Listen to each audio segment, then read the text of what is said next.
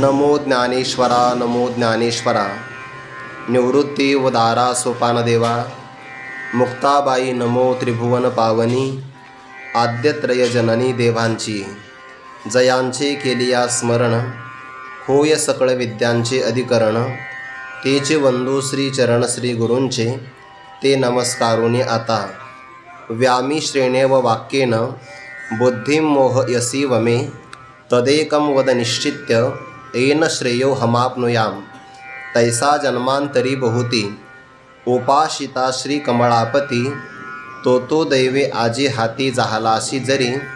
तरी आपुले या सवेशा कान मागावासी परेशा। देवा सुकाळ हा मानसा पाहला असे। कैवल्य साम्राज्य चक्रवर्ती विश्वमौली ज्ञानोबाराय सकल ब्रह्मनिष्ठ गुरुजनांच्या परमकृपेने श्री भगवती ज्ञानेश्वरीच्या तिसऱ्या अध्यायाचं अर्थात कर्मयोगाचं किंवा ज्ञानोबारायच्या अध्यायाला साधनारंभ असं म्हणतात, त्या अध्यायाचं आपण चिंतन करत आहोत। या अध्यायाच्या प्रारंभाला भक्तराज अर्जुनांनी देवाला प्रश्न विचारला, प्रभो आपल्या मतानुसार जर कर्मापेक्षा ज्ञान श्रेष्ठ असेल तर आपण मला हिंसा प्रधान असणाऱ्या युद्ध नावाच्या कर्मामध्ये का प्रवृत्त करत आहात?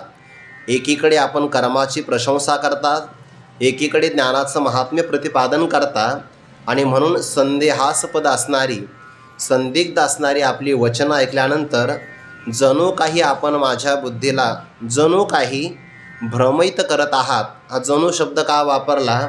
कारण आपण भ्रम निर्माण करणार नाहीत हा मला विश्वास आहे, परंतु असं मला वचनानुसार वाटतं आहे की जणू काही आपण मला भ्रमात टाकत आहात। म्हणून माझा अधिकार बघून किंवा जे साधन अत्यंत कल्याणकारक असेल त्या एका साधनाचा आपण माझ्याकरता उपदेश करावा, ज्यामुळे मला श्रेय प्राप्त होईल।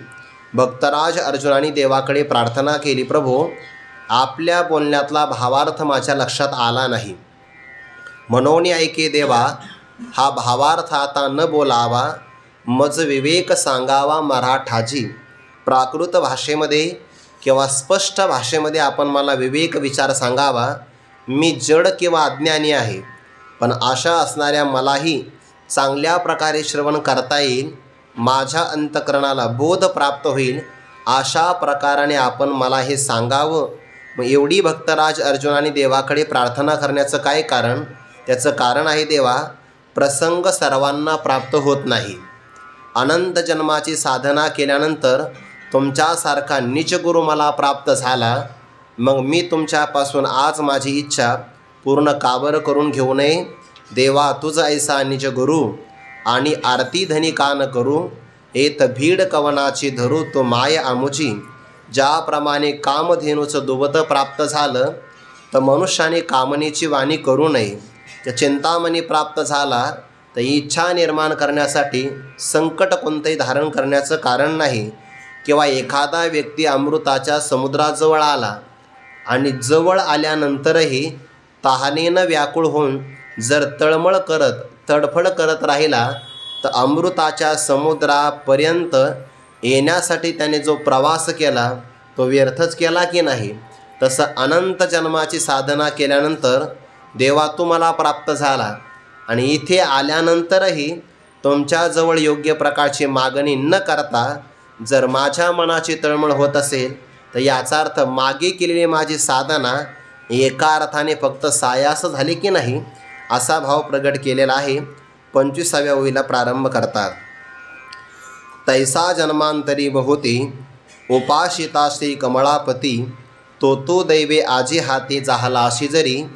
तरी आपुलिया सवेसा का न मागावासी परेशा। देवा सुकाळ हा मानसा पाहला असे। या दोन ओव्यांचा एकत्र विचार आहे। आत्ताच आपण उदाहरण पाहिलं, एखादा व्यक्ती घरापासून निघाला, दैवयोगाने त्याने प्रवास करून अमृताच्या समुद्रापर्यंत तो मुक्कामाला आला। अमृताच्या समुद्राच्या लाटा त्याने पाहिल्यासुद्धा, पण तिथे आल्यानंतर त्याला तहान लागली आणि तो म्हणला, आता मी अमृताच्या समुद्राजवळ आलो हे खरं आहे, पण काय करावं, माझी तहानच भागीतला जात नाही। एखाद्या व्यक्तीने तहानेनं ज्याप्रमाणे तिथे प्राणत्याग करावा किंवा तहानेनं व्याकुळ होऊन तडफड करावी, हा जसा प्रकार आहे, तर मग त्याने केलेले सायास जसे व्यर्थ, तसं जेव्हा मी आलो आहे तुमच्याजवळ आणि ही साधना करत असताना मी या जन्मात साधना केली असं नाही आहे. संदर्भ दिलेला आहे मागच्या जन्माचा.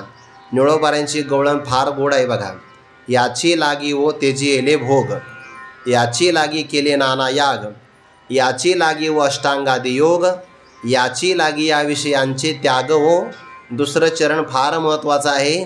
जन्मजन्मांतरी केली ही सूचना. त्या गोपिका परस्परामध्ये संवाद करताना असं म्हणतात, या भगवंताच्या प्राप्तीसाठी आम्ही काय काय साधना केली.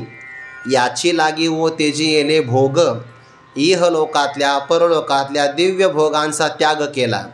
याच परमात्म्याच्या प्राप्तीसाठी नाना प्रकारची याग केली. भगवंताचं दर्शन व्हावं याकरता अष्टांगादी योगाची साधना केली आणि याच परमात्म्यासाठी अनेक प्रकारच्या विषयांचा त्याग केला.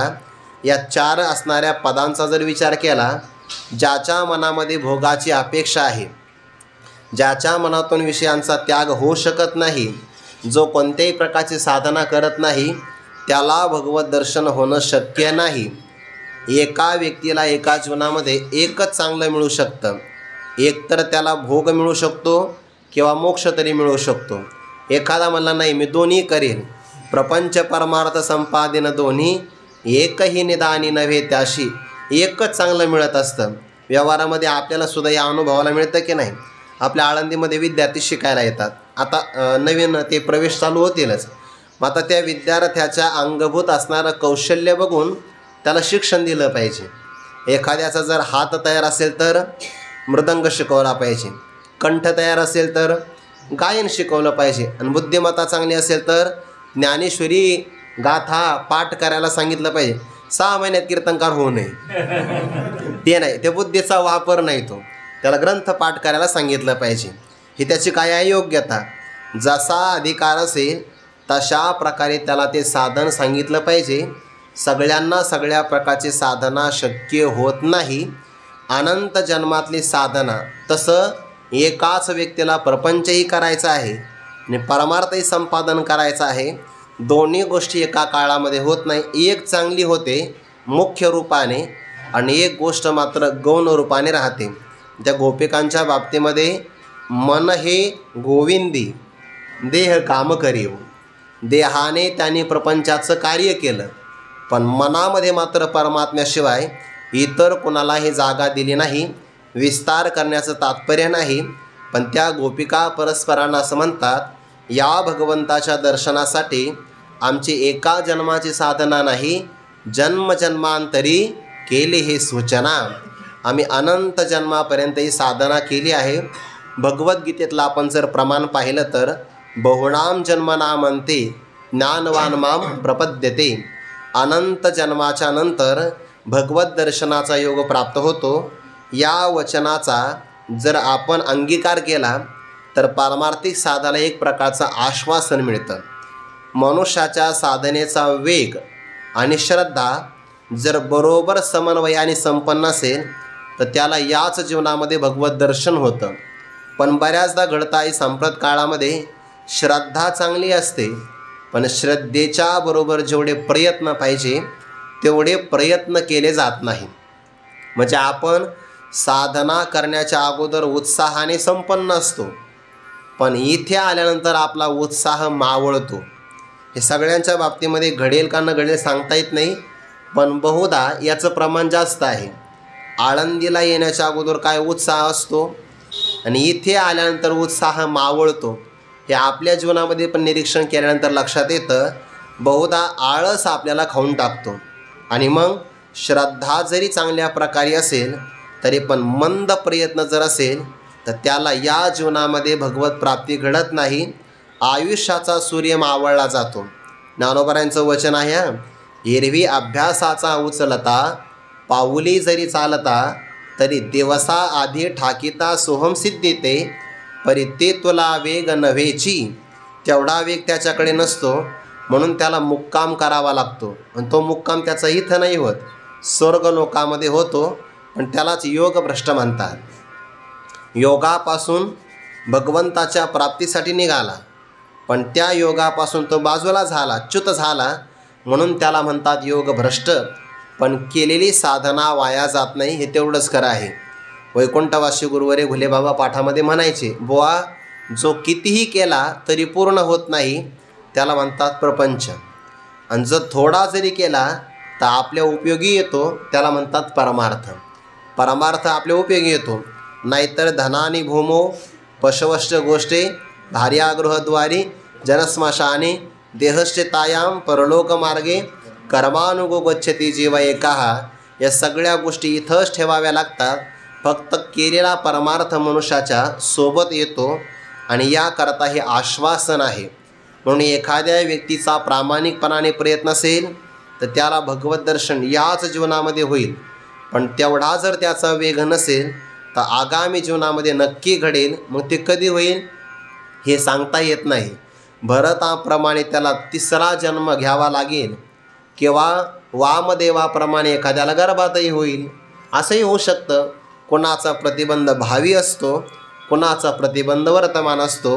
म्हणून भगवंताच्या समोर भक्तराज अर्जुन असं म्हणतात, देवा तुमच्या दर्शनाचा योग किंवा तुमच्या प्राप्तीसाठी एका जीवनातले प्रयत्न नाही, जन्मांतरी बहुती. बहुती म्हणजे पुष्कळ प्रकारचे अनंत जन्म मी घेतले आहेत आणि त्या सर्व जन्मामध्ये उपासिता श्री कमळापती मी तुमची उपासना केली आहे. म्हणजे कमळा हा शब्द आहे लक्ष्मी मातेचा आणि लक्ष्मी मातेचा असणारा हा पती. क्षीरसागराचं मंथन केलं, त्यातून 14 प्रकारचे रत्न बाहेर प्रगट झाले. त्या सगळ्या रत्नांची वाटणी झाली आणि ही समुद्राची कन्या असल्यामुळे वरमाला घेऊन लक्ष्मी माता प्रगट झाल्या. सगळ्या बाजूला सगळ्या प्रकारचे ऋषी मुनी दैत्य सगळे उभे राहिले. त्यांना असं वाटायचं की लक्ष्मी मातेनं आपला स्वीकार करावा. पण आता ती लक्ष्मी माता आहे. सगळ्यांच्या बाबतीमध्ये तिने जीवनाचं अवलोकन केलं. काही ऋषीमुनी तपस्वी होते, तप चांगलं आहे, पण क्रोधिष्ट होते. कधी रागवतील काही सांगता येणार नाही. इंद्राचं ऐश्वर चांगलं आहे, पण पद कधी जाईल सांगता येणार नाही. असं प्रत्येकामध्ये काही ना काही त्यांची उणीव पाहिल्यानंतर माझ्याकरता योग्य कोण आहे म्हणून पाहिलं तर भगवान महाविष्णू समुद्राकडे पाहत होते. लक्ष्मी माता त्यांच्या समोर गेल्या. ज्ञानोबा म्हणतात, मग सर्वस्वे करुणी सेवा अभिमान सांडोनी पांडवा ते पाय धुवावयाच्या दैवा पात्र झाली.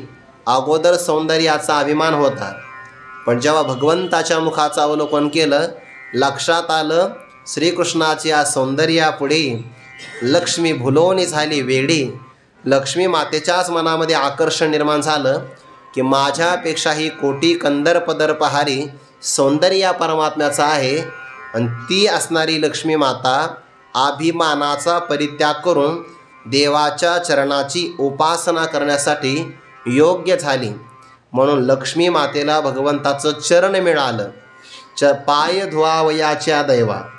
सर्वांगाची सेवा नाही बरं, फक्त पाय चरण प्रक्षालन करावं एवढंच भाग्य लक्ष्मी मातेला मिळालं. म्हणून तो कमळापती आणि त्या कमळापती असणाऱ्या भगवंताची आम्ही अनंत जन्मापर्यंत उपासना केली. उपासनेचा परिपाक झाला तर भगवान प्राप्त होतो. भक्तराज असं म्हणतात, तो असणारा तू देवा आज दैवे आजी हाती झाला शिदरी. दैवयोगाने म्हणजे भाग्याने. देवाच्या प्राप्तीसाठी सुद्धा भाग्यच लागतं आणि संतांच्या प्राप्तीसाठी सुद्धा भाग्यच लागतं की नाही. तुकोबारांचं प्रमाण आहे, भाग्याचा उदय तेही जोडी संत पाय. आणि श्रीमद भागवतातलं प्रमाण आहे, भाग्योदयेन बहुजन्म समर्जितेन सत्संगमं च लभते पुरुषो यदा वै अज्ञान हेतुकृत मोह मदांधकारः नाशम विदायहि तदोदयते विवेकाः. अनंत जन्माची साधना केली की संत महापुरुषांच्या सानिध्याचा योग प्राप्त होतो. हे सगळं भाग्यावर अवलंबून आहे. भाग्य पुन्हा 2 प्रकारचं, एक आहे प्रपंचातलं भाग्य आणि एक आहे परमार्थातलं भाग्य. सगळ्या व्यक्तींना हे भाग्य सोबत मिळेल असं नाही सांगता येत. काही व्यक्तिमत्व प्रपंचाच्या भाग्याने संपन्न असतात, परमार्थाचा योग आळंदीत राहूनही येत नाही. आणि काही मात्र परमार्थाच्या भाग्याने संपन्न असतात. प्रपंचातली अनुकूलता अजिबात मिळत नाही. बऱ्याचदा साधकाचं दुसऱ्यांचं पारमार्थिक ऐश्वर्य पाहत नाही, प्रापंचिक ऐश्वर्य पाहतात. आणि त्यांची प्रापंचिक भरभराट पाहिली की याला वाटतं आपण तर एवढे नामस्मरण करतोय, जप करतोय, आपलं कधी असं होईल. असं नाही. ते आपला आदर्श नाही आहे. आपला आदर्श तुकोबारांच्या प्रमाणे आहे. पुढे गेले त्यांचा शोधित मार्ग, चला जाऊ माग घेता आम्ही. जगद्गुरु तुकोबारांना जे मिळालं, संत गेले जया ठाया, देवराया पाववी, ते आपला आदर्श किंवा ते आपलं भाग्य आहे. एका व्यक्तीला दोन्ही प्रकारचं भाग्य कधीच मिळत नाही. एक तर प्रापंचिक भाग्य मिळेल किंवा पारमार्थिक मिळेल. मग आपण आपली श्रीमंती पाहिली पाहिजे. जर आपल्याला पारमार्थिक भाग्य मिळत असेल, आळंदीत राहणं आहे, ज्ञानोबारांचं दररोजचं दर्शन आहे, ब्रह्मनिष्ठ गुरुजनांच्या पाठाचं श्रवण आहे, चांगल्या प्रकारे असं जर काळ जात असेल तर हे पारमार्थिक भाग्य आहे. पण बऱ्याचदा आपल्याजवळ मिळालेलं भाग्य याचं गौरव आपल्याला वाटत नाही. आपल्याला वाटतं बघा ना, माझ्यासोबत शाळेमध्ये जे विद्यार्थी होते त्यांनी तर 4 चाकी गाडी घेतली, आपलं कसं होईल असं वाटतं की नाही? असं वाटू नये. हे परमार्थातलं दैव भाग्य आहे. आणि दैवाच्या भाग्याने आजी हाती जहालाशी, जरी देवा तू जर आज मला हाती जहालाशी, माझ्या हाताला प्राप्त झालेला आहे, हातामध्ये आलेला आहे. मग असा जर योग आला असेल तर त्या योगाचा मी क्षेम किंवा लाभ का बरं प्राप्त करून घेऊ नये? आजी हाती जहालाशी, जरी तरी जर तरचा संबंध असतो ना, जरी तरी आपुलिया सवेसा, का न मागावासी परेशा. परेशा म्हणजे सर्वश्रेष्ठ असणाऱ्या ईश्वरा. ईश शब्द आहे ईश्वरवाचक, आणि पर म्हणजे श्रेष्ठ. सगळ्या देवावर अधिपत्य गाजवणारा हा परमात्मा आहे. सगळ्यावर त्याची सत्ता आहे. इंद्र चंद्र महेंद्र यातेची पूजिती, श्रुतिशास्त्रे तेही यातेची स्तविती. महासिद्ध मुनी ध्यानी आराधिती, निळामणे तो हा जोडला सांगातीओ. तो दैवी आजी हाती जहालाशी, जरी तर मग आपुलिया सवेसा. सवेसा शब्दाचा अर्थ होतो आपल्या इच्छेप्रमाणे, स्वेच्छेप्रमाणे. कान मागावाशी परेशा, देवा आम्ही इतरांकडे मागणार नाही. जो खरा भगवत भक्त असतो ना, तो सगळ्या प्रकारचा अंतकरणातला भाव फक्त देवासमोर प्रकट करतो. इतरांकडे तो कोणत्याही प्रकारची याचना करत नाही. उपमन्यू नावाचा बालक, त्या बालकाने आराधना केली. भगवान शंकर त्याची परीक्षा घेण्याकरता आले, आणि परीक्षा घेत असताना इंद्राच्या रूपात आले. म्हणे बाळा कुणाची आराधना करतो? स्मशानामध्ये राहणारा गजचर्म व्याघ्रांबर, भूते वेताळ नाचती, मुंडमाली नीलकंठ, ज्याने कवट्याची माळ परिधान केली आहे, गळ्यामध्ये सर्प धारण केला, मस्तकावर चंद्राची कोर आहे, आणि कोणतंच ऐश्वर्य नाही, अशा भगवान शिवाची उपासना करतो. त्यापेक्षा स्वर्गातल्या इंद्राची उपासना कर. तेतम भक्त्वा स्वर्गलोकम विशालम, अश्नंती दिव्यान देवी देव भोगान, चेतामरत्व हे सिंहासन, ऐरावतासारखे वाहन, राजधानी भुवन अमरावती, गंधर्व गातगानी. एवढं मोठं ऐश्वर्य स्वर्गातलं असताना तो कोणत्या देवाची आराधना करतो आहे? अशी त्या बालकासमोर भगवान शंकरांनीच एक प्रकारची परीक्षा घेण्याचा प्रकार प्रारंभ केला. उपमन्यूने सांगितलं, शक्य असेल तर तुम्ही लवकरात लवकर जा. भगवान शिवाची तुम्ही निंदा इथं माझ्यासमोर करू नका. एकनिष्ठ भक्त आहे, मला जे काही मागायचं असेल ते मी देवाला मागेल, इतर कोणाला मागणार नाही. म्हणून आपुलिया सवेसा, कान मागावासी परेसा. एकतर तुझी उपासना केली, त्या उपासनेचं फल म्हणून तो आज आम्हाला हस्तगत झाला. एवढा जर चांगला योग येत असेल तर मागणीसुद्धा तुझ्यासमोरच मागायची आहे. पण यामध्ये प्रापंचिक मागणी नाही बरं. जर प्रापंचिक मागणी मागितली असती तर मग भक्तराज अर्जुनाचा प्रकार ज्ञानी भक्तामध्ये आला नसता. आर्त जिज्ञासू अर्थार्थी यापैकी कोणत्या तरी एका भक्तामध्ये समावेश झाला असता. पण मागणी प्रपंचातली नाही, मागणी पारमार्थिक कल्याणाची आहे. का बरं मागू नये? म्हणून देवा मागणार तर आम्ही तुलाच मागणार. निसर्गामध्ये चकोर नावाचा पक्षी आहे आणि दुसरा चातक नावाचा पक्षी आहे. चकोर नावाचा पक्षी पौर्णिमेच्या दिवशी चंद्रकिरणातून पाझरणारं जे अमृत आहे त्याचं सेवन करतो, तो वाळवंटातले खडे चाखत बसत नाही, तो अनन्यच आहे. आणि दुसरा चातक नावाचा पक्षी आहे. अगदी समुद्र भरलेला आहे, सरिता दुथड्या भरून वाहतात, सगळ्या प्रकारचे सरोवर संपन्न झाले आहे. काही काही गावात ढगफुटी झाल्यामुळे तिथंही पाणी आहे, पण तरी तो कोणतंही पाणी प्राशन करत नाही.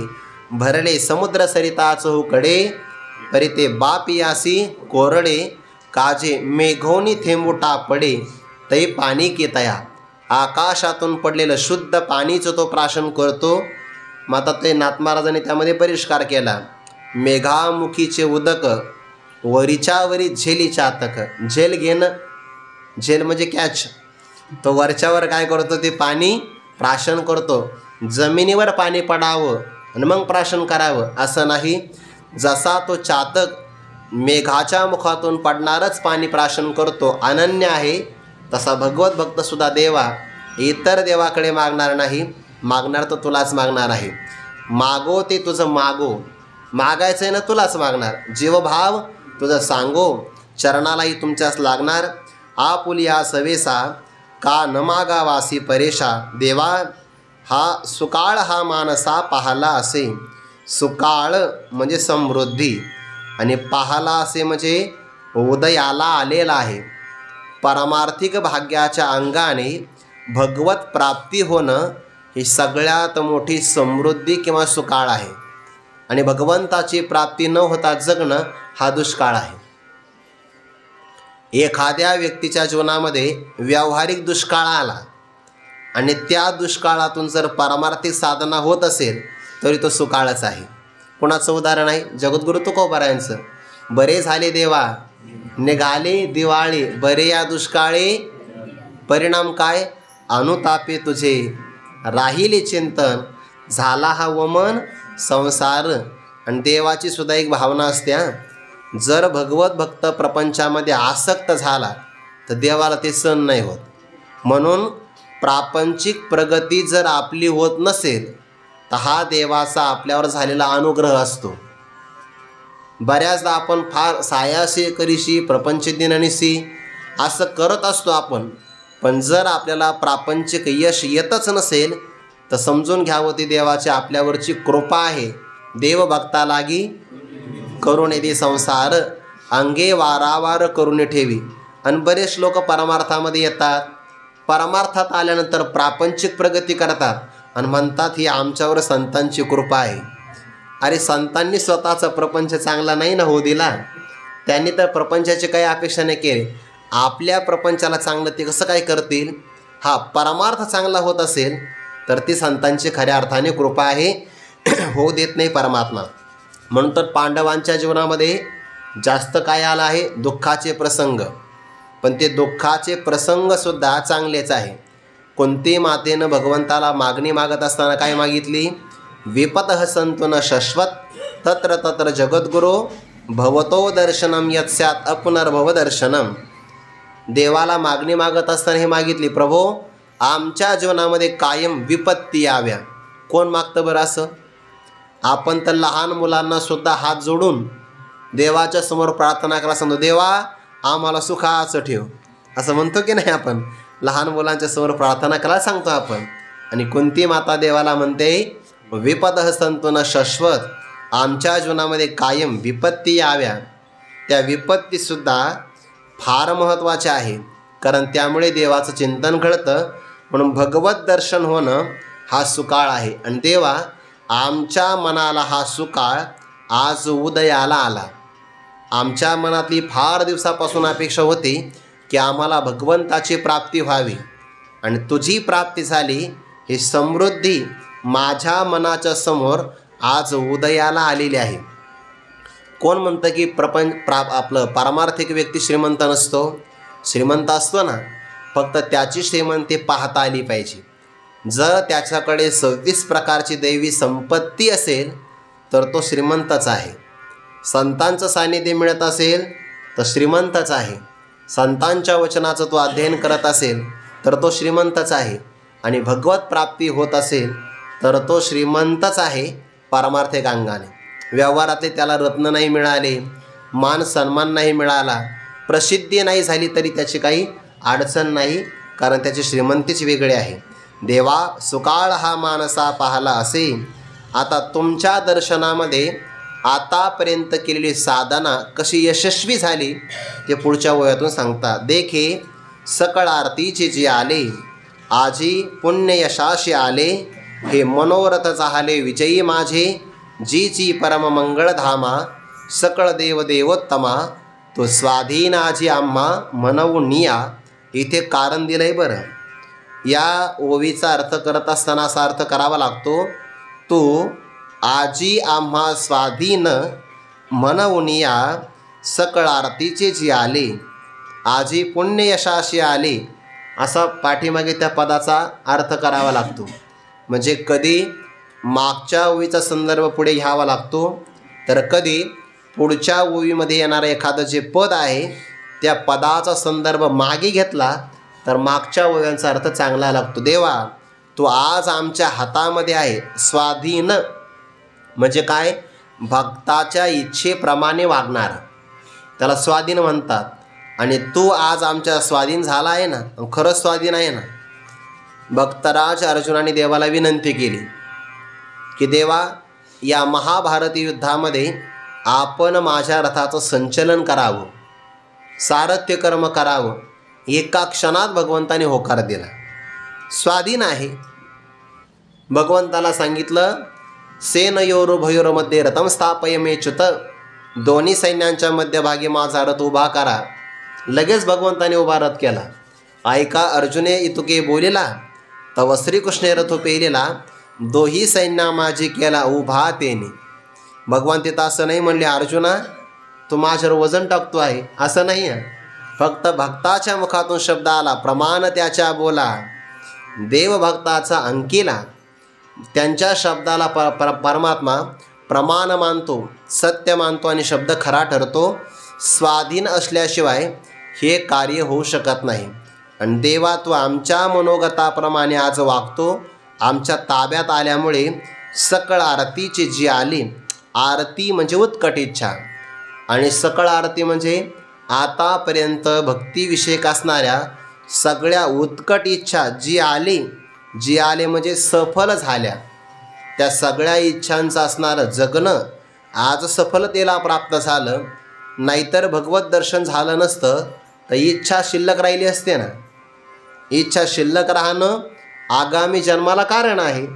पण ती इच्छा तुमच्या दर्शनात पूर्ण झाली म्हणजे इच्छेचं जगणं सफल झालं.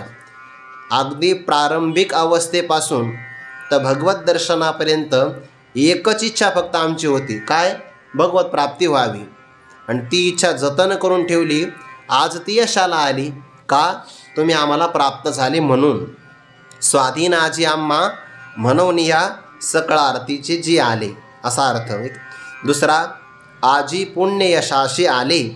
आमचं असणारं पुण्य आज फळाला आलं. पुण्य फळले बहुता दिवसा, भाग्य उदयाचा ठसा, झालो सन्मुख तो कैसा, संत चरण पावलो, आजी फिटले माझे कोडे. हे जसं संत दर्शनाच्या बाबतीमध्ये व्हावं तशाच पद्धतीनं आजी म्हणजे वर्तमान जीवनामध्ये पुण्य यशस्वी झालं किंवा फळाला आलं. एकतर पुण्य करत असताना पुण्य खर्च होऊ नये याची फार काळजी घेतली पाहिजे. जगद्गुरू तुकोबारांचे एक प्रमाण फार गोड आहे. आता जागारे भाई जागारे, यातलं तिसरं चरण फार गोड आहे. आता नकारे भाई नकारे, आहे गाठी ते लुटवू लोकारे. जे पारमार्थिक धन आपल्या गाठोडीमध्ये सापडलेलं संच झालेलं आहे ते लुटवू नका लोकारे. ते लोकांच्या करता खर्च करू नये. पण ते खर्च कधी होतं? जर आपण सुखाची अपेक्षा केली, मान सन्मानाची सत्काराची अपेक्षा केली, लोकांनी आपली स्तुती करावी अशी अपेक्षा ठेवली तर आपलं असणारं पुण्य खर्च होतं. किंवा जर आपण लोकांना आशीर्वाद देत सुटलो,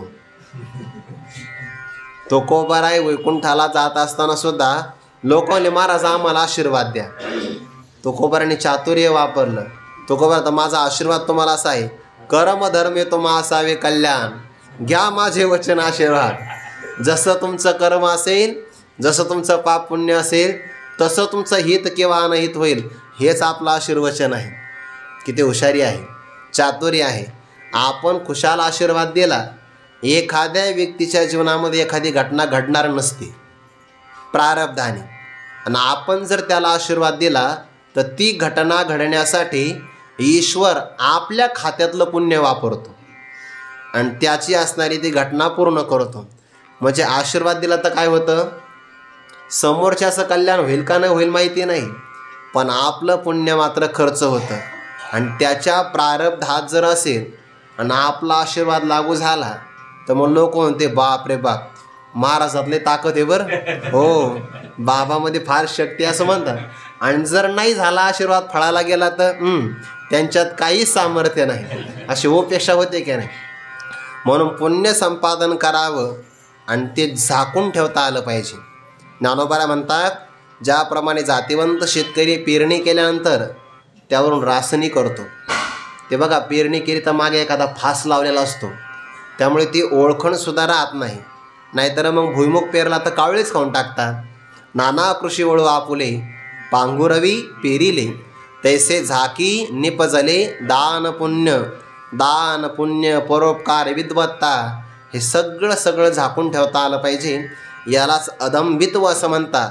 आणि जर ते निष्काम पुण्य असेल तर त्या पुण्याला निष्कामता निजदृष्टी अनंत पुण्य कोट्यानुकोटी रोकड्या लाभती पाठोवाटी तैही होय भेटी हरिप्रियांची.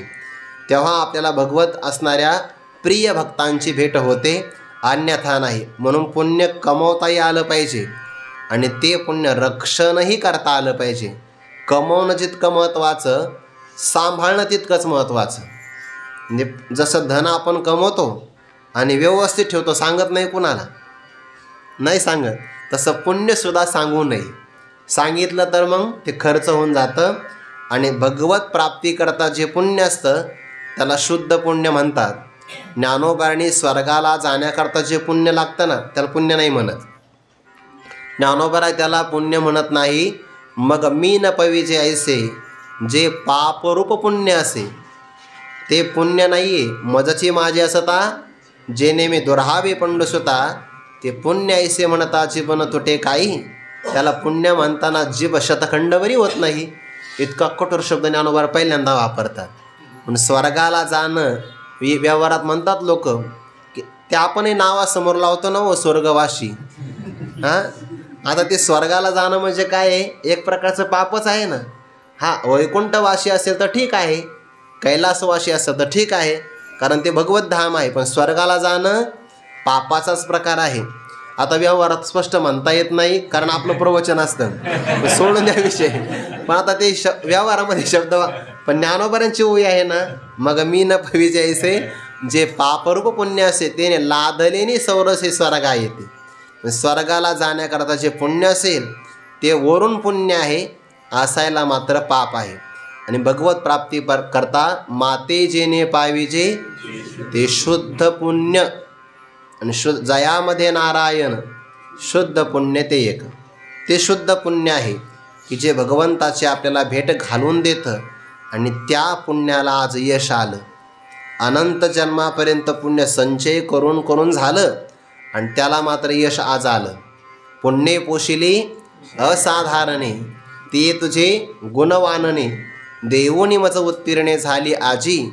असाधारण पुण्य पुष्ट केलं होतं, खर्च नाही केलं, सांभाळून ठेवलं. याचे लागे ओ केले नाना याग. म्हणून करावी साधना, फक्त उघड करू नये.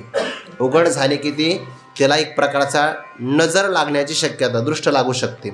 आजी पुण्य यशाशी आले, हे मनोरथ झाले विजयी माझे. देवा, माझे असणारे सगळे मनोरथ आज विजयी झाले, जयशाली झाले. भगवत भक्ताचे काय मनोगत असतात बरं?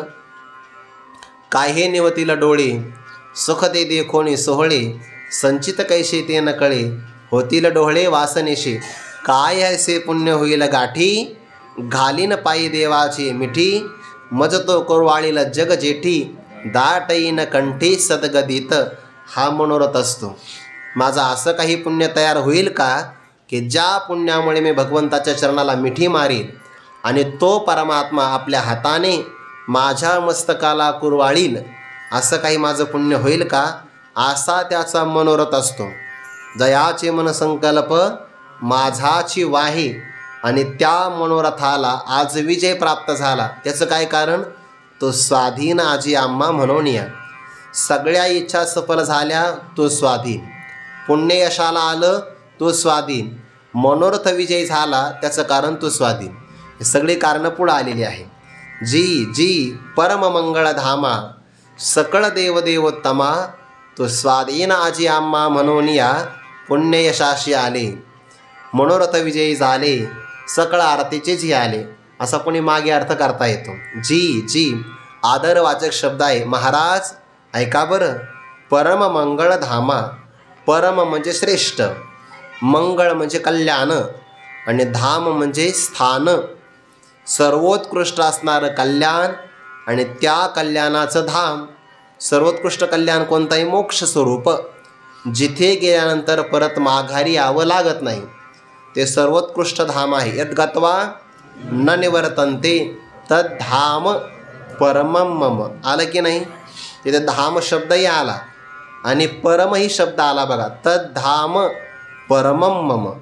इथे ज्ञानोबाने एक शब्द त्यामध्ये अधिक एक वापरला, मंगळधामा, ज्यामध्ये कल्याण सामावलेलं आहे, ज्याच्या प्राप्तीमध्ये हित आहे. यम प्राप्य न निवर्तन्ते तद्धाम परमं मम. भगवद्गीतेमध्ये धाम शब्दाच्या अर्थाने दोनदा विचार आला. ज्या पदाला प्राप्त झाल्यानंतर पुन्हा मागं यावं लागत नाही, किंवा जिथं गेल्यानंतर परत माघारी यावं लागत नाही, ते देवाचं श्रेष्ठ ठिकाण आहे. यालाच मोक्ष स्वरूप असं म्हणतात. का जिथे गेल्यानंतर सगळ्या गती कुंठित होतात, त्याला वैकुंठ असं म्हणतात. हे आहे बरं. विगतः कुंठा गती, जिथे गेल्यानंतर सगळ्या गती कुंठित होतात, त्याला म्हणतात वैकुंठ.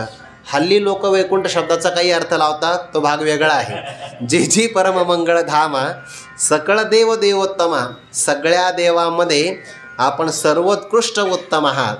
आणि असा सर्वोत्कृष्ट देव, देवामध्ये सुद्धा उत्तम देव, तो हा देवाचाही देव. काय कळीकाळाचा भेव, सगळ्या देवामध्ये आत्ताचं आपण प्रमाण दिलं. इंद्र चंद्र महेंद्र यातेची पूजिती, सगळ्या देवामध्ये हा उत्तम देव आहे. महाभारतामध्ये राजसूय नावाचा यज्ञ केला, आणि यज्ञ पूर्ण झाल्यानंतर एक अग्रपूजा करावी लागते. अग्र म्हणजे पहिल्या क्रमांकाची. मग एवढे आता त्रैलोक्यातले सगळे महापुरुष आले, अग्रपूजा कोणाची करायची. धर्मराजाने पितामह भीष्मांना विचारलं. भीष्माचार्याने सांगितलं, अग्रपूजा त्याची करावी ज्याचा पराक्रम चांगला आहे आणि ज्याची विद्वत्ता चांगली आहे. या दोन्ही गोष्टी एकत्र राहत नसतात. बऱ्याचदा काहींचा पराक्रम चांगला असतो, विद्वत्ता नसते, आणि बरेच माणसं विद्वान असतात पण पराक्रम काहीच नसतो. काहींचं भाग्य एवढं मोठं, त्यांच्याकडे दोन्ही नसतात. पण इथे एकच व्यक्ती असा आहे की ज्याचा पराक्रमही चांगला आहे, ज्याची विद्वत्ताही चांगली आहे.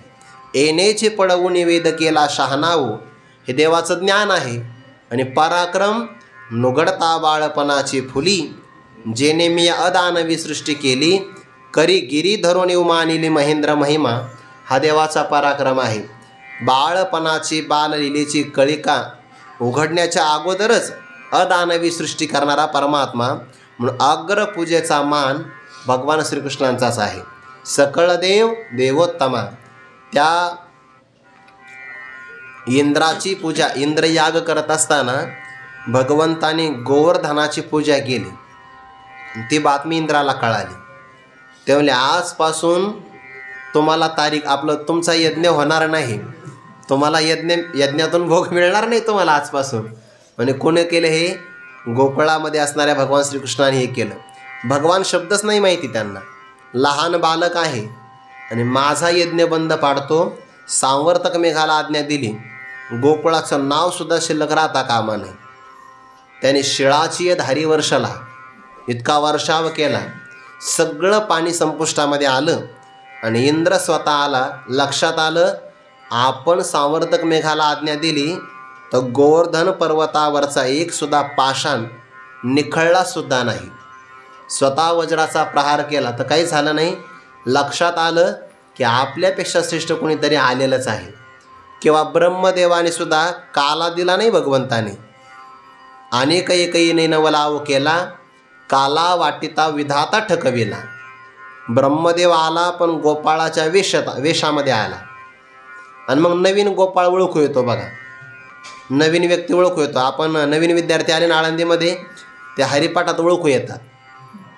जुने विद्यार्थी पावले खेळताना उजवा पाऊल टाकतात, तो डावा टाकतो, हा नवीन आहे. किंवा वारीमध्ये चालताना नवीन वारकरी ओळखू येतात बघा, त्यांना लक्षातच येत नाही कसं बसावं कसं चालावं, नाही लक्षात येत त्यांचे, ते ओळखू येतात. आणि त्यांना दिंडीसुद्धा ओळखू येत नाही. ज्ञानोबाच्या सोहळ्यात येतात, तुकोबाच्या सोहळ्यात जातात, असंही होतं कधी कधी. सोहळे सारखे दिसतात ना. नवीन व्यक्ती ओळखू येतो. भगवंताला ओळखू आला की हा ब्रह्मदेव आहे. काला नाही दिला, स्वतःचा मुलगा आहे ब्रह्मदेव, काला नाही दिला. काल्याच्या अधिकारी फक्त गोपाळ, बाकी कोणीच नाही. म्हणून ते असं काला वाटिता, बरं काला हातात आहे, वाटता वाटता विधाता ठकविला. काला वाटिता, ब्रह्मदेवाचा हात समोर आला की देवान तिकडं पाहायचं, ब्रह्मदेवाला चुकविलं. म्हणजे ब्रह्मदेव जर या पंक्तीला असेल तर भगवंतांनी तिथून सुरुवात करायची वाढायला. ब्रह्मदेवाचा क्रमांक आला की पात्र घेऊन जायचं. ब्रह्मदेवाला वाटलं बहुतेक संपलंय, आपण उद्या त्या पंक्तीला बसू. मग आता ब्रह्मदेव तिकडं बसले तर त्या दिवशी भगवंताने इथून सुरुवात केली वाढायला. फसविला बघा, लक्षात आलं, याने मुद्दाम फसविलं. ब्रह्मदेव आहे मी, मला फसवितो, दाखवतो म्हणे आपला पराक्रम. काला भक्षण केल्यामुळे गोपाळांना लागली समाधी. प्रसाद भगवंताचा आहे ना. मग भगवंताने सांगितलं, अरे ते वासर फार लांब गेली, आज आम्ही आणणार नाही, दररोज आम्हीच आणतो, आज भगवान तुम्हाला ते आणावे लागेल. मग आता वासरं दूर गेल्यानंतर भगवान वासरांना घेण्याकरता गेले. ब्रह्मदेवाने वासरं उचलली आणि पाठीमागे असणारे गोपाळ त्यांना आकृष्ट करून सत्यलोकामध्ये नेऊन ठेवलं. 1 वर्ष झालं, वर्ष ब्रह्मदेवाचं. इकडे मृत्यूलोकाचं वर्ष, ब्रह्मदेवाचा थोडासा कालावधी असेल, मृत्यूलोकाचं वर्ष झालं. आणि ब्रह्मदेवाला असं वाटलं आता गंमत बघू आपण खाली जाऊन, नेमकं काय झालं असेल. भगवंताने ते अंतर्ज्ञानाने पाहिलं, आपलाच मुलगा आहे आणि त्याची करामत आहे का, बरं त्या सगळ्या प्रकारचे भाग निदिता तो वत्से, वत्से म्हणजे वासरं, गोवळ घेऊन गेला, तैसाचे आपण येथे होऊन या ठेलाव. आणि भगवान तशाच तसे वासरांच्या आणि त्या गोपाळांच्या रूपाने पुन्हा नटले प्रगट झाले. ज्या गाईचं जे वासरू तसाच परमात्मा, आणि ज्या असणाऱ्या गोपिकांचा गोपाळ तसेच परमात्मा. त्याचं चालणं तसं भगवंताचं चालणं, जशी त्याची वेशभूषा तसाच परमात्म्याचा वेश, जसं त्याचं बोबडं बोलणं तसं भगवंताचं बोबडं बोलणं. हे सगळं वर्षभरपर्यंत चालत राहिलं. ब्रह्मदेव खाली आला, पाहिलं तर यांचा पुन्हा खेळ चालूच आहे काल्याचा. मग आता हे खरे का आपण नेऊन ठेवलेले ते खरे. गुरुवारी राऊत बाबा सांगत असतात, ब्रह्मदेवाला 4 मस्तकं, 4 डोके, 4ही बंद पडले, कळेनाच नेमकं हे खरं का ते खरे. का? कारण जर ब्रह्मदेव निर्माण करू शकतो तर ब्रह्मदेवाला निर्माण करणारा हा परमात्मा आहे. सकळ देव, देवोत्तमा, इंद्र असेल, ब्रह्मदेव असेल, या सगळ्यामध्ये सगळ्या देवात उत्तम आपण आहात. सर्वोत्कृष्ट परम कल्याणाचं स्थान आपण आहात. आणि अशा सगळ्या देवातला उत्तम देव, परम कल्याणाचं धाम, आणि तो तू आमच्या स्वाधीन आहे. मग सांगा बरं, सगळ्यात मोठं भाग्य कोणाचं? भक्तराज अर्जुनाचं. सगळ्या देवामध्ये उत्तम असणारा देव जर यांच्या स्वाधीन होऊन जात असेल तर मग का बरं म्हणू नये, पुण्य यशाशी आले, मनोरथ झाले विजयी माझे, जन्मांतरी बहुती ही सगळी साधना फलद्रूप झाली. आज आमच्या स्वाधीन आहे परमात्मा. जसं आम्ही म्हणतो तसाच परमात्मा वागतो आहे. अहम भक्त पराधीनः देवाचं वचन आहे. देवाला बाकी कोणी ताब्यात आणू शकत नाही, पण देवाचं प्रेमासमोर काही चालत नाही. एखादा भ्रमर असतो ना, तो कोणत्याही प्रकारच्या लाकडांना कोरू शकतो, पण कमळाच्या कोवळ्या कळीमध्ये सापडला त्याच काही चालत नाही. तसंच आहे देवाचं. प्रेम प्रीतीचे बांधले ते न सुटे काही केले. परमात्मा प्रेमाच्या बंधनामध्ये अडकला. प्रेमळ जन प्रांजळ, असं म्हटलं आहे. प्रेमाच्या बंधनामध्ये परमात्मा सापडतो. म्हणून देव सगळं देतो, प्रेम नाही देत. कारण ते प्रेम दिलं की त्याला भक्ताच्या अधीन व्हावं लागतं. आणि नेमकं भक्तराजा अर्जुनाकडे तो प्रेमाचा पुतळा, भक्तीचा जिव्हाळा, मैत्रियेची चितकळा, धनुर्धरा, हे प्रेमाचा पुतळा म्हणजे भक्तराजा अर्जुन आहे. आणि म्हणून देव स्वाधीन झाला आहे. 11व्या अध्यायामध्ये ज्ञानोबा सांगतात किती स्वाधीन आहे. शिकविलेला पक्षीसुद्धा असं बोलत नाही. पडविले पाखरू ऐसे न बोले, या परी क्रीडा मृगहित ऐसा न चले, कैसे दैव येत सुरवाळले जाणो नये. हा कोपे निवांतच आहे, हा रुसे तरी बुजावीतच आहे. नवल पिशे लागले आहे पार्थाचे देव. अर्जुन रागावले, याचा त्यात रागवले ना, लाजशी ना, लाज नाही वाटत का? भगवान निवांत, कोपे की निवांतच आहे.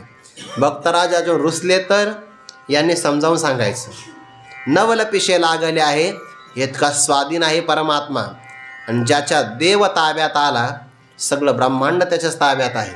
स्वाधीनाची आम्हा म्हणून या, असा आमच्या अधीन झालेला आहे परमात्मा तू. त्यामुळे आमचं पुण्य यशाला आलं. आणि एकदा देव स्वाधीन झाला की सगळं करता येतं. मग सारथ्य कर्म करून घेता येतं. दोन्ही सैन्यांच्या मध्ये भागीरथ उभा करता येतो. शिष्य भावपत करून उपदेशही ऐकता येतो. 10व्या अध्यायामध्ये विभूती ऐकता येतात. 11व्या अध्यायामध्ये विश्वरूप पाहता येतं. नाही आवडलं चतुर्भुज दाखवा असंही म्हणता येतं. स्वाधीन. हे सगळं का केलं आहे? कारण देव आमच्या स्वाधीन आहे. सत्यभामा मातेनं दान केलं. नारदांना विचारलं की हा श्रीकृष्ण परमात्मा मला जन्मोजन्मी मिळावा, काय करावं? नारद महर्षीने सांगितलं, जे आपल्याला भावी जीवनामध्ये मिळावं असं वाटतं त्याचं दान करावं. आपल्याला असं वाटतं ना की आगामी जन्मामध्ये आपल्याला कधीही उपवाशी राहण्याचा प्रसंग येऊ नये, या जन्मात अन्नदान करावं. असंही सगळं आपल्याला वाटतं ना आपण पुढं राजा व्हावं, तर मग आपण आताच जमीन दान करावी. मी फक्त उदाहरण सांगतो, फार मनावर येऊ नका. क्षेत्रदान भूमिदाने होशी नृपाळू असं होते. नामदेवरायांचं प्रमाण आहे. सुवर्णदान केले की कांती चांगली मिळते, जलदान केलं की शांती मिळते, अन्नदान केलं, असे सगळे दानाचे प्रकार आले आहे. मग श्रीकृष्ण मिळावा असं वाटतं ना आगामी जन्मात, श्रीकृष्णाचं दान करून टाक. सत्यभामेला सांगितलं. सत्यभामा माता म्हणली बरोबर आहे, श्रीकृष्णाचं दान करायचं, पण दान घेईल कोण? नारदजी म्हणले मी तयार आहे ना, फक्त तुम्ही संकल्प सोडा. संकल्प सोडला बुवा, सत्यभामा दान करी, ओजूर नाही अंगीकारी. आणि नारदाने तो ओला हात घेतला संकल्पाचा. आणि भगवान म्हणले स्वागतम. स्वागतम नाही, निर्गतम. आता निघायचं आहे आपल्याला, स्वागतम वगैरे नाही म्हणे. कुठं जायचं? हे बघा, सत्यभामा मातेनं तुमचं दान मला केलं आहे. आता तुम्ही मला दानात मिळाले. जो पदार्थ दानामध्ये मिळतो त्यावर दात्याची सत्ता नसते, याचकाची असते. म्हणून आता तू माझ्या अधीन आहे, तू स्वाधीन आजी आम्हा म्हणून या. भगवान म्हणाले काही हरकत नाही, मी आता तुमच्या ताब्यात आहे. मग काय करायचं? सेवा करायची. दुसरं काय करायचं? भगवान म्हणाले मग द्या विना, चिपळ्या द्या. ते म्हणले नाही नाही, याच्या जोरावर कमवलेलं आहे, हे मी देणार नाही. अहो, ज्याच्यावर आपण महाराष्ट्र गाजवला ते वही देत असतात का? ते नाही देत. तो स्वाधीन. हे विना चिपळ्या हे तर आमचं साधन आहे. मग द्यायचं असेल तर मग सेवकाच्या शिरी धरून चाले पादुका, माझ्या चरण पादुका घ्या. आणि भगवंतांनी घेतल्या ना, त्या निघाले द्वारकेच्या बाहेर. 16,107 सत्यभामा मातेला सोडून बाकी सगळ्या जमा झाल्या. नारदांना विचारलं काय? काय म्हणजे? दानामध्ये परमात्मा प्राप्त झाला, आता याच्यावर हक्क माझा आहे, तुमचा कोणाचाच नाही. म्हणे असं कसं काय? आणि जर आम्ही परमात्मा दिला नाही तर अधोगती प्राप्त होईल.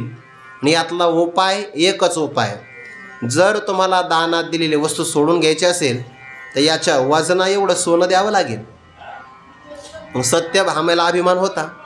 तर असं असेल ना, अजिबात कोणी फुटका मणीसुद्धा आणायचा नाही, सगळं सोनं मीच देते. कारण ती श्रीमंत बापाची मुलगी होती, मणी पण होता, सगळं सोनं दिलं, पारडं थोडंसुद्धा हल्लं नाही. शेवटी शरण आली, अभिमान गेला सगळा निघून. रुक्मिणी मातेनं सांगितलं अनन्य भावाने फक्त एक तुळशी पान अर्पण करायचं. तुळशीपत्र अर्पण केल्याबरोबर परमात्मा तुळशीपत्र गेलं खाली आणि परमात्मा उचलल्या गेले वर. मला बाकीचा विस्तार नाही करायचा, पण नारदांच्या म्हणण्याप्रमाणे परमात्मा का वागतो? प्रेम आहे. तो स्वाधीन आजी आम्हा म्हणून या. आणि भक्तराज अर्जुनाच्या बाबतीमध्ये सुद्धा हेच आहे. देवा एवढा जर चांगला योग येत असेल, तो आमच्या स्वाधीन असेल, तर इच्छित असणाऱ्या कामना अपेक्षा का बरं तुझ्याकडे मागू नये? पण म्हणे मग अर्जुना काही वेळ काळ नाही. जैसे मातेच्या ठाई अपत्यानवसर नाही, स्तन्या लागोनी पाहिजे आपरी, तैसे देवा तू ते पोषी जतसे आवडे ते, आपुलेनी आरती कृपानिधी, तरी पारत्रिकी हित आणि आचरिता तरी उचित, ते सांगे एक निश्चित पार्थ म्हणे. या 3 ओव्यांचा एकत्र विचार. पहिल्या ओळीत दृष्टांत, नंतर सिद्धांत आणि त्याचा सारांश पुढे आहे. जैसे ज्याप्रमाणे एखादा अपत्य लहान मुलगा आहे आणि त्याला भूक लागली, तर त्याला वेळ काळ असतो का? स्तनपान करण्यासाठी ज्याप्रमाणे त्याला रात्री दिवस कोणताच वेळ नसतो, हे जशाप्रमाणे आहे. जैसे मातेच्या ठाई अपत्य अनवसर नाही, त्याला वेळ काळ काही नसते. जेव्हा त्याला भूक लागेल तेव्हा तो रडतो, तेव्हा त्याची आई त्याला तृप्त करते. हे जसं आहे तैसे देवा तू ते, तसं देवा तुला आवड येते. जे आम्हाला आवडतं किंवा जे आम्हाला वाटतं ते पोषी जतसे, ते आम्ही तुम्हाला विचारतो आहे. आणि ते सुद्धा हे कृपानिधी आपुलेनी आरते. आरते म्हणजे काही इच्छेनं, आमच्या स्वतःच्या इच्छेनं आम्हाला जे आवडतं ते आम्ही तुम्हाला विचारतो. आणि आम्हाला मागणी करण्याकरता वेळ काळ नाही. आम्ही तुम्हाला रणांगणावर सुद्धा मागू शकतो आणि द्वारकेतही मागू शकतो. का? तो माया आमुची, आईचं नातं जोडलं की नाही पाठीमागं, त्यामुळे आम्हाला अनवसर वेळ काळ काहीच नाही. मग काय विचारणार आहे अर्जुना ते तरी सांग. तरी पारत्रिकी हित आणि आचरिता तरी उचित, ते सांगे एक निश्चित पार्थ म्हणे. देवा आम्हाला एक सांगा, तेही पुन्हा निश्चित सांगा. कसं सांगा? पारत्रिकी हित, आमचं परलोकामध्ये हित होईल आणि इहलोकामध्ये आचरण करत असताना ते उचित असेल, ते एक सांगे. फक्त आम्हाला एकच साधन सांगा की ज्यामध्ये इहलोकातही त्याचं आचरण करता येईल आणि परलोकामध्ये सुद्धा आमचं हित होईल.